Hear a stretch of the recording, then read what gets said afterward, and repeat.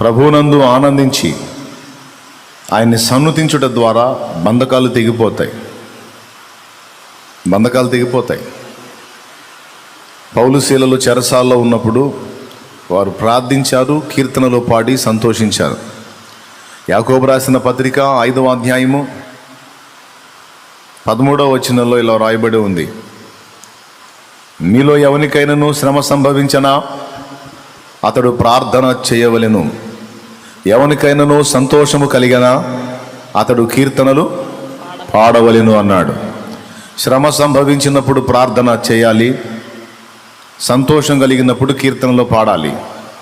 పౌలు శీలలు చెరసాల్లో ఉన్నప్పుడు ఈ రెండూ చేశారు. స్తోత్రం చెప్పండి గట్టిగా. మీరు నీరసంగా చెబితే కాదు, కొంచెం ఈరోజు మీరు గట్టిగా చెప్పాలి. శ్రమ సంభవించినప్పుడు ప్రార్థన చేయమన్నాడు, సంతోషం కలిగితే కీర్తన పాడమన్నాడు. ఈ రెండు చేశారు వాళ్ళు చెరసాల్లో. కాళ్ళు చేతులు కదలకుండా బోండ వేసి బిగించి వాళ్ళని కొట్టి తీవ్రంగా చిత్రవద చేసి చెరసాల్లో వేశారు పౌలు శీల ఇద్దరిని. మధ్యరాత్రి వేళ వాళ్ళు దేవునికి ప్రార్థన చేసి కీర్తనలు పాడారు అని రాస్తుంది. శ్రమలో ఉన్నప్పుడు ప్రార్థన చేయాలి, సంతోషం కలిగినప్పుడు కీర్తన పాడాలి.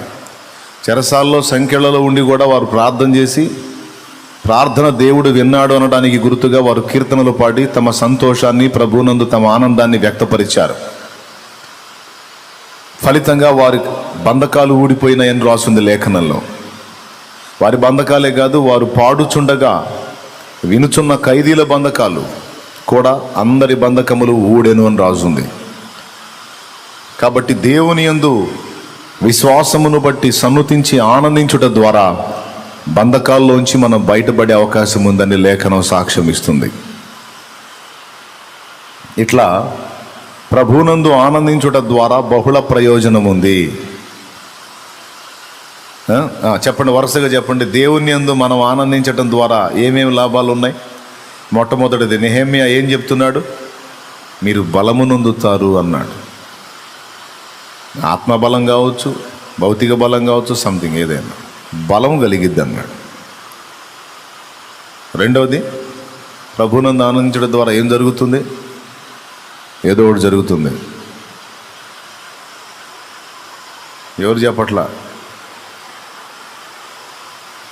సరే, ఏం జరిగిద్దో 5 సంగతులు చెప్పా. మీరు రాసుకున్నారా అనుకుంటున్నా, రాసుకోకపోతే మీ కర్మ, వదిలేసేయి. ప్రభువునందు మనం ఆనందించడం ద్వారా అనేక ప్రయోజనాలు ఉన్నాయి. అందుకే మన ఆనందం, మన అతిశయం ఆయనే అయి ఉండాలి, ఆయనలోనే. ఇది ప్రభువునందు మనం ఆనందించడం ద్వారా జరిగేది. అయితే బైబిల్లో ఇంకొక మాట కూడా రాస్తుంది. నూను కుమారుడైన యెహోషువ, యెఫున్నె కుమారుడైన కాలేబు ఇద్దరు కనాను దేశాన్ని వేగుజూచి తిరిగి వచ్చినప్పుడు 10 మంది మంచి సమాచారం చెప్తే, 10 మంది చెడ్డ సమాచారం చెప్తే ఈ ఇద్దరు మంచి సమాచారం చెప్తారు. మనం వేగు చూడటానికి వెళ్ళిన దేశం తన నివాసులను భక్షించు దేశం. అక్కడ ఆనాకు వంశీకులైన నెఫీలీ జాతి మనుషులు చూసాం. ఎంత పొడుగున్నారంటే వాళ్ళ ముందు మేము నిలబడితే మిడతల్లాగున్నాం. మా దృష్టికి మేము మిడతల్లాగున్నాం, వాళ్ళ దృష్టి కూడా మేము మిడతల్లాగానే ఉన్నాం. అంతంత ఎత్తోళ్ళు. వాళ్ళ మీద పోరాడి గెలవాలనేనా, మన వల్ల కాదని 10 మంది అన్నారు. నూను కుమారుడైన యెహోషువ, యెఫున్నె కుమారుడైన కాలేబు మాత్రం ఓ మాట అన్నారు, చూద్దాం. త్వరగా సంఖ్యాకాండము 14వ అధ్యాయం. సంఖ్యాకాండము చెబుతుంది చూడండి, 14వ అధ్యాయము 5 నుంచి 5వ వచనం చదువుతుంది చూడండి. మోషే అహరోనులు ఇశ్రాయేలు సర్వ సంఘము ఎదుట సాగిలపడిరి. ఎందుకంటే వాళ్ళు చెడ్డ సమాచారం చెప్పారు కదా, ప్రజలంతా రివర్స్ అయిపోయారు. పాలు తేనెలు ప్రవహించే దేశం ఇస్తా, పాలు తేనెలు ప్రవహించే దేశం ఇస్తా అని మా గోరీలు గట్టాన్ని తీసుకెళ్తున్నావు నువ్వు అక్కడికి. అంతంత పొడుగు మనుషులు ఉన్నారంట, మమ్మల్ని మిడతలతో సమానంగా చూస్తారంట. వాళ్ళ మధ్యలోకి తీసుకెళ్ళి మమ్మల్ని సావగొట్టాలనేగా నువ్వు చేసిన పని అని మొత్తం రివర్స్ అయిపోయారు. రివర్స్ అయినప్పుడు మోషే అహరోనులు సర్వ సమాజం ఎదుట సాగిలపడ్డారు. అప్పుడు దేశమును సంచరించి చూచిన వారిలో నుండి నూను కుమారుడగు యెహోషువ, ఆ దేశాన్ని సంచరించి చూడటానికి వెళ్ళినటువంటి ఆ 12 మందిలో 10 మందిని పక్కన పెడితే ఇద్దరి గురించి మాట్లాడుతున్నాడు. నూను కుమారుడగు యెహోషువయు, యెఫున్నె కుమారుడగు కాలేబును బట్టలు చించుకొని. యెఫున్నె కుమారుడగు కాలేబును ఇద్దరు బట్టలు చించుకున్నారండి. జనాల ప్రవర్తన చూసి, దైవజనులు సమాజం ముందు సాగిల పట్టం చూసి బాధపడ్డారు. వస్త్రాలు చించుకొని ఏమంటున్నారు చూడండి. ఇశ్రాయేలుల సర్వ సమాజముతో ఆ.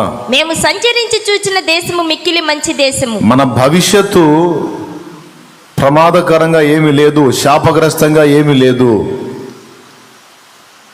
అది ఆశీర్వాదకరంగా ఉంది, మంచిగా ఉంది, సమాధానకరంగా ఉంది.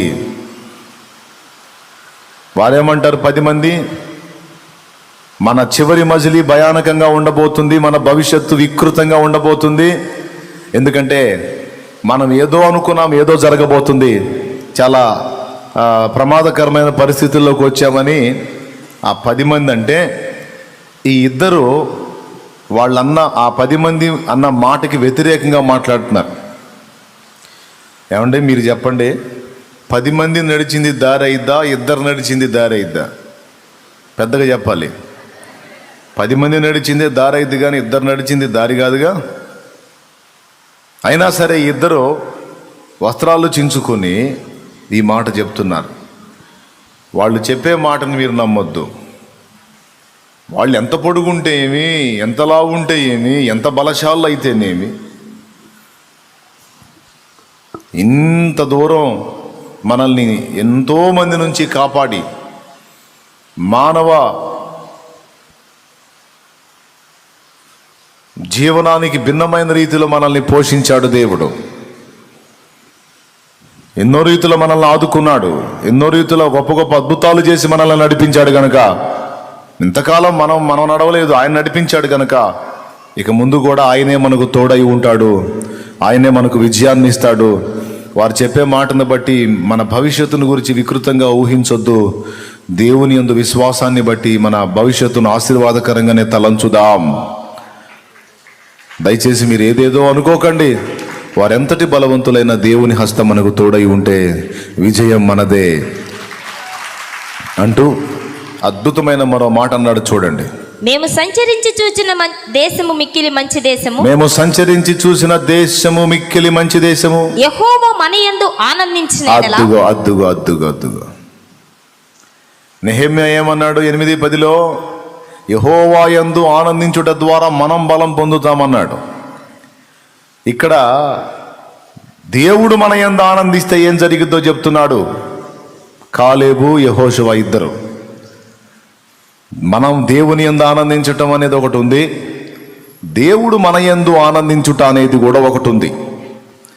దేవుడు మన యందు ఆనందిస్తే ఏం జరిగిద్ది అనే ఒక్క మాటను మనం తీసుకుంటే బోల్డ్ అంత సబ్జెక్ట్ ఉంది ఆ ఒక్క పాయింట్లో.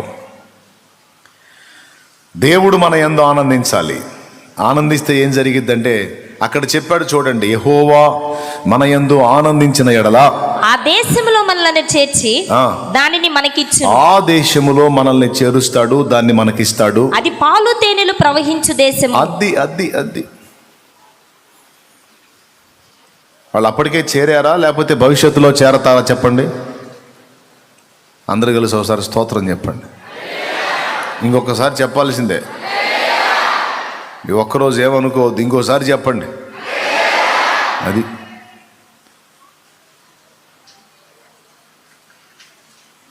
వాళ్ళు అప్పటికే చేరారా, అందులో చేరలేదా? చేరేది భవిష్యత్తా లేకపోతే ప్రస్తుతమా వారికి? కనాను దేశములోనికి చేర్చబడుట అనేది వారి భవిష్యత్తా వారి ప్రస్తుతమా? పెద్దగా చెప్పాలి. ఆ భవిష్యత్తుని గురించి శుభవచనాలు పలుకుతున్న వాళ్ళెవరు? యెహోషువ, కాలేబు. భవిష్యత్తును గురించి దరిద్రపు మాటలు పలికింది ఎవరు? చెడ్డ సమాచారం చెప్పింది ఎవరు? ఆ 10 మంది ఇశ్రాయేలు పెద్దలు.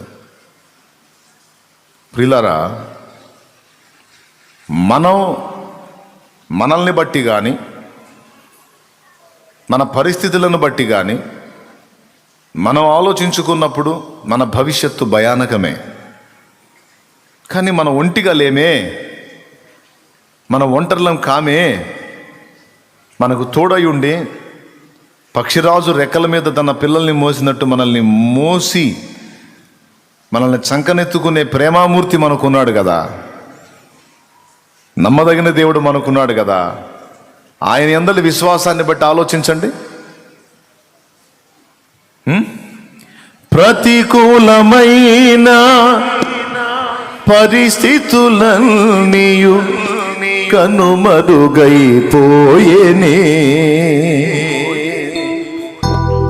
ప్రతి చరణము వెంట పల్లవి ఉన్నట్లే ప్రతి క్షణమున నీవు పలుకరించావు. ప్రతి చరణము వెంట పల్లవి ఉన్నట్లే ప్రతి క్షణమున నీవు పలుకరించావు.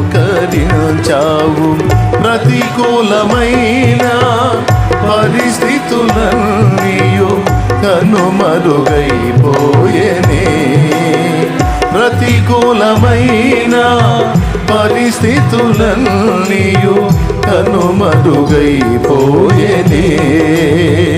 నీ కృప నిత్యముండును, నీ కృప నిత్య జీవము, నీ కృప వివరింప నా తరమా యేసయ్యా.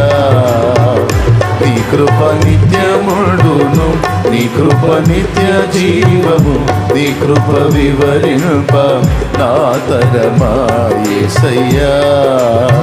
నీతిమంతుల గుడారాలలో వినబడుచున్నది రక్షణ సునాదమో.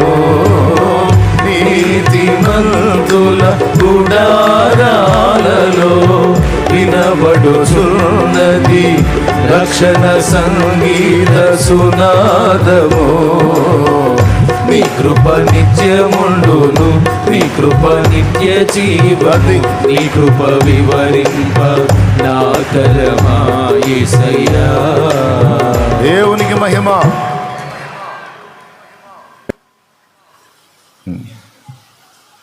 ప్రతికూల పరిస్థితులు ఏమవుతాయి? కనుమరుగైపోతాయి. ఎందుకంటే మనం ఒంటరిగా లేవు. సైన్యములకు అధిపతి యెహోవా మనకు తోడై ఉన్నాడు. భూమి ఆకాశములకు సృష్టికర్త అయిన వాడు మనకు తోడై ఉన్నాడు.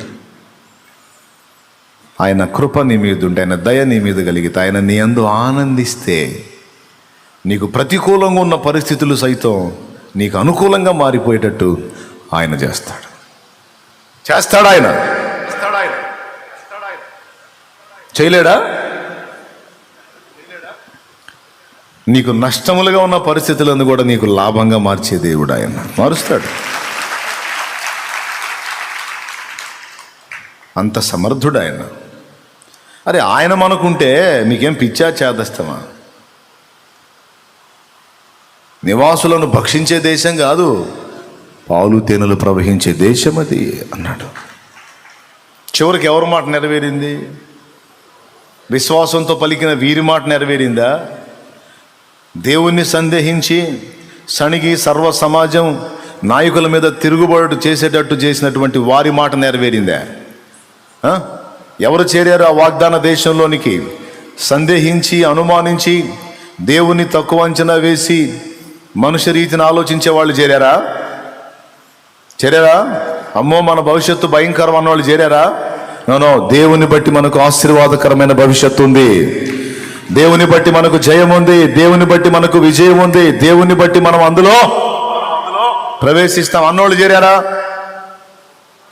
ఎవడు ఏది విశ్వసించాడో అదే పొందాడు. ఎవడు ఏది నమ్మాడో అదే పొందాడు. ఒకరేమో దేవుణ్ణి పక్కన పెట్టి మానవరీత్యా ఆలోచించి తాము భయపడి ఇతరులను భయపెట్టి మొత్తం అరణ్యంలో రాలిపోయారు. పసిబిడ్డల్లాగా దేవుని శక్తిని ఎరిగిన వారై విశ్వాసం ఉంచి దేవుని బట్టి మనం చేరగలం. దేవుడు మనల్ని దానిలోనికి ప్రవేశపెడతాడు. అంతేకాదు దేవుడు దానిని మనకిస్తాడు. మన శత్రువులను మన ముందు లేకుండా దేవుడే హతం చేస్తాడు. మన ప్రతికూల పరిస్థితులన్నీ దేవుడే తొలగిస్తాడు. మనం ఆయన పాదాలు పట్టుకుందాం. ఆయన సంతోషపడినట్లుగా మనం జాగ్రత్తలు తీసుకుందాం. ఆయన మన యందు ఆనందిస్తే చాలు. మన కోసం ఏదైనా చేయగలడని ఎంత అద్భుతమైన మాట పలికాడో చూడు. ఎంత ముఖ్యమైన మాట పలికాడో చూడు. ఈ మాట పలికిన వారు వాగ్దాన దేశంలో ప్రవేశించారు. నీ దినములన్నిట ఏమండి, ఇశ్రాయేలు సర్వ సమాజంలో కనాను దేశం గురించి దేవుని బట్టి శుభ సమాచారం చెప్పినటువంటి ఇద్దరిలో ఒకడే యెహోషువ. మోషే తర్వాత నాయకుడిగా యెహోషువను దేవుడు నియమించి, ఆ యెహోషువకు సహకారిగా కాలేబునే దేవుడు నియమించి, వాళ్ళిద్దరి నాయకత్వంలో ఇశ్రాయేలు సర్వ సమాజాన్ని వాగ్దత్త దేశానికి చేర్చిన వాడు ప్రభువు. యెహోషువనే వాడుకున్నాడు అందులో చేర్చడానికి వాళ్ళని. ఎందుకంటే అంతమందిలో విశ్వాసాన్ని కనపరిచిన వ్యక్తులు ఇద్దరు, వారిలో ఒకడు యెహోషువ. నీ దినములన్నిట ఎవరు నీ ఎదుట నిలువలేరని యెహోషువతో, నీ దినములన్నిట ఎవరు నీ ఎదుట నిలువలేరని యెహోషువతో వాగ్దానము చేసినావు. వాగ్దాన భూమిలో చేర్చినావు, వాగ్దానము చేసినావు. వాగ్దాన భూమిలో చేర్చినావు.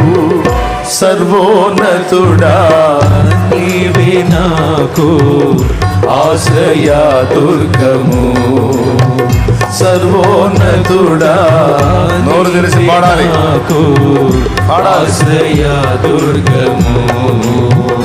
ఎవరు లేరు నాకు ఇలలో, ఎవరు లేరు నాకు ఇలలో. ఆదరణ నీవేగా, ఆనందం నీవేగా, ఆదరణ నీవేగా, ఆనందం నీవేగా. సర్వోన్నతుడా నీవే నాకు ఆశ్రయ దుర్గము. హల్లెలూయా. చెప్పండి, మనం మెయిన్గా ఏది చూసుకోవాలి? అమ్మో ఆ పరిస్థితులు ఏమైపోతాయో, ఇట్లా ఏమైపోతుందో, అమ్మో రేపు ఏం జరిగిద్దో, అయ్యో ఇది ఎలాగా అది ఎలాగా, అమ్మో అయ్యో కుయ్యో మురగాదు. మనం ఆలోచించుకొని జాగ్రత్త పడాల్సింది ఒక్కటే, దేవుడు నా యందు ఆనందించే విధంగా నేనున్నానా లేదా అనేది ఒక్కడు చూసుకుంటే చాలు. మేజర్ పాయింట్ చెప్తున్నా. దేవుడు నన్ను బట్టి ఆనందించే విధంగా నేను మారు మనసు పొందానా, జాగ్రత్త పడ్డానా, ఆయన ఆనందించే విధంగా నేను అడుగులేస్తున్నానా, దేవుడు నన్ను బట్టి దుఃఖపడే స్థితిలో నేనున్నానా, సంతోషించే స్థితిలో నేనున్నానా అనేది చూసుకోవాలి. ఈ ఒక్క విషయంలో మనం జాగ్రత్త తీసుకుంటే, నేను చెబుతున్నా, పెద్ద పెద్ద పర్వతాలు నీ త్రోవకు అడ్డున్నా చదును భూమి అయిపోతాయి, చదును భూమి అయిపోతాయి. పెద్ద పెద్ద పర్వతాలు నీ మార్గంలో అడ్డున్నా ఏమవుతాయి? చదును భూమి అయిపోద్ది, కొట్టేస్తాడు అంతే.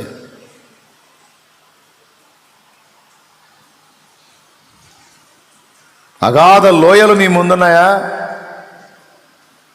నీ కాలికింత ముళ్ళు కూడా గుచ్చుకోకుండా, నీకింత దెబ్బ కూడా తగలకుండా నిన్ను ఆయన భుజం మీద ఎత్తుకొని దాటిస్తాడు. గాఢాంధకారపు లోయలలో నేను సంచరించిన దేనికి భయపడను. గాఢాంధకారపు లోయలలో నేను సంచరించిన దేనికి భయపడను.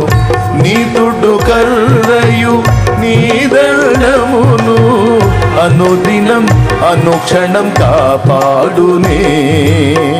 నీ తుడు కర్రయు నీ దండమును అనుదినం అనుక్షణం కాపాడునే.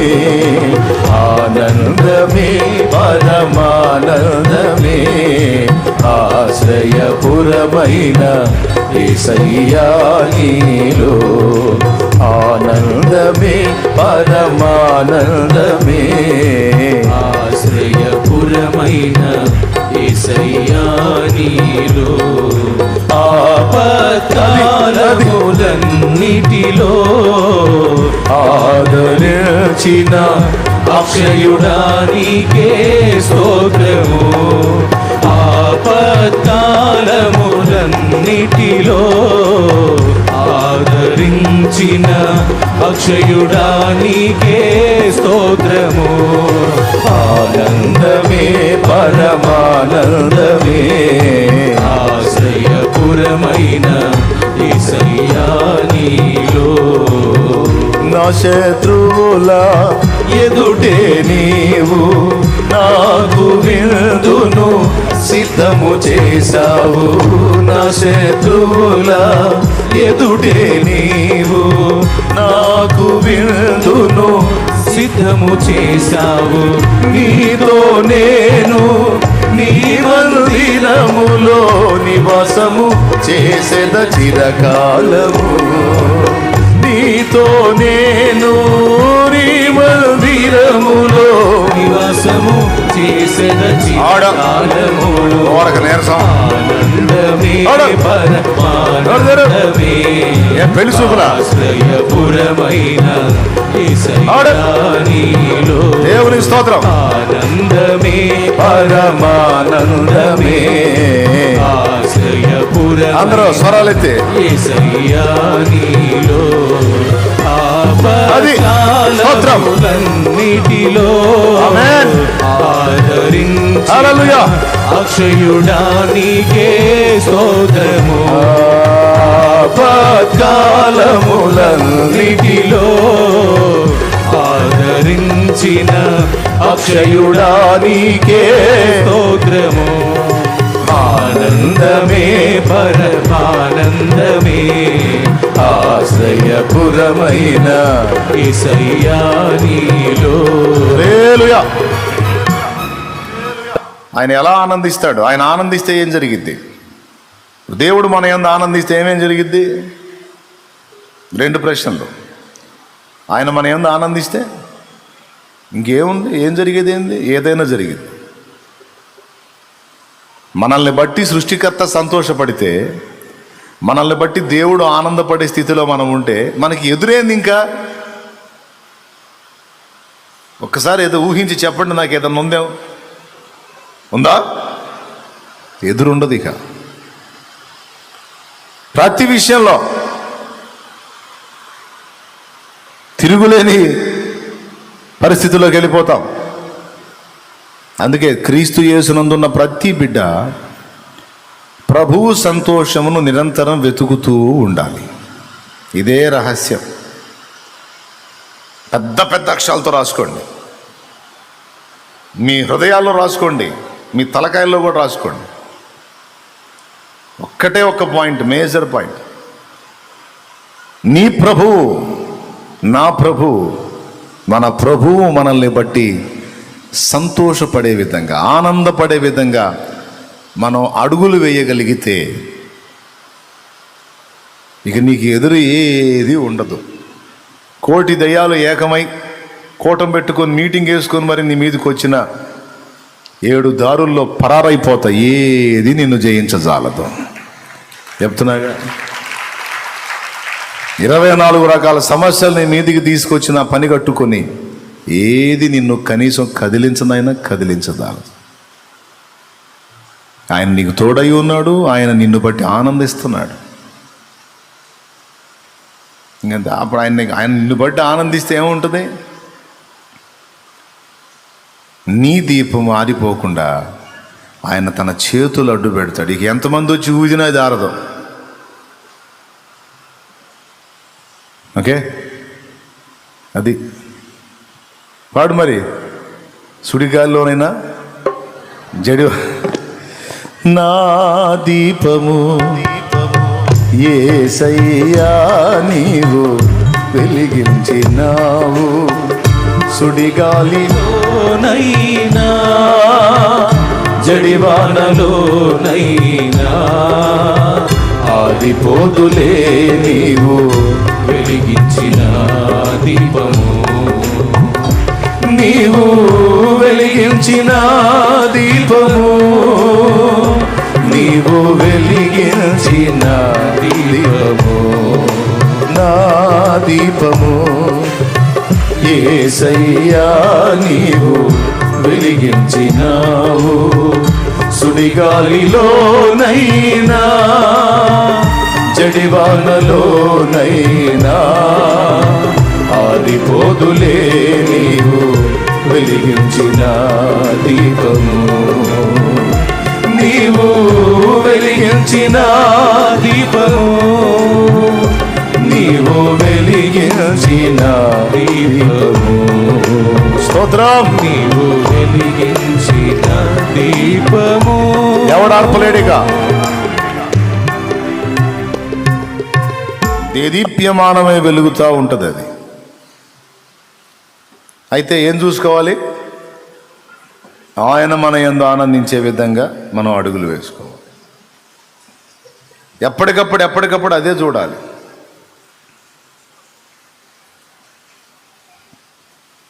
నేను ఈ చర్యను చేయుట ద్వారా ఆయన బాధపడతాడేమో, నేను ఇలా ప్రవర్తించడం ద్వారా ఆయన దుఃఖపడతాడేమో, నేను ఈ పని చేస్తే యేసయ్య సంతోషపడతాడు, నేను ఈ పని చేస్తే యేసయ్య ఆనందపడతాడు, నేను ఇదిగో వీరికి సహాయం చేస్తే యేసయ్య ఆనందపడతాడు, నేను ఇలా మాట్లాడితే యేసయ్య ఆనందపడతాడు, నేను ఇలా చేస్తే యేసయ్య ఆనందపడతాడని ప్రతి దానిలో ఆయన సంతోషం వెతుకును. తండ్రిని నిరంతరం సంతోషపెట్టే విధంగా కొడుకు కానీ కుమార్తె కానీ నడుచుకుంటే నీకు ఆ బిడ్డకి ఏదైనా తక్కువ ఉంటుందా? వాడికి కావాల్సినవి ముందుగానే వచ్చేసి ఉంటాయి. ఎందుకంటే ముద్దుల కొడుకు, సంతోషపెట్టే కొడుకు, మరి అని ఏడిపించడిగా వాడు అడుక్కునే పరిస్థితి ఉండదు, నాన్న నాకు ఇది కావాలి అది కావాలని. ఎందుకంటే ఎప్పుడు తండ్రి సంతోషాన్ని కోరుకొని ముందే తండ్రిని ఆనంద పెట్టడానికి ఇష్టపడతాడు కనుక తండ్రిని గురించి ఎప్పుడు ఆలోచన కలిగి ఉన్న ఈ కొడుకు విషయంలో ఇక తండ్రి నిరంతరం ఆలోచన కలిగి ఉంటాడు.